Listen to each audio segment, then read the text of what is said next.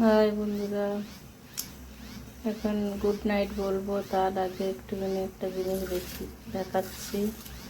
এটা fried rice হোক বা ভালো কিছু রাইস, যে কোনো অনেক রকম রাইস হয়, সেই রাইসের মধ্যেই মশলাটা দেব।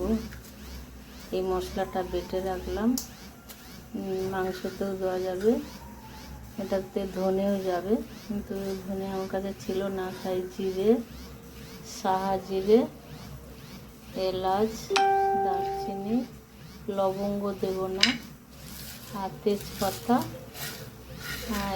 আর জায়ফল, জয়িত্রী, এটা জায়ফল, এটা জয়িত্রী, এটাকে ভাজবো, ভেজে পাউডার করবো, করে যে কোনো মাংস বা যে কোনো রাইস তৈরি করলাম, কোনো ভেজিটেবল রাইস বা নবরত্ন ফ্রাইড রাইস, যে কোনো রাইসে দিতে পারবো, বা মাংস রান্না করলে মাংসতে দিতে পারবো এই মশলাটা।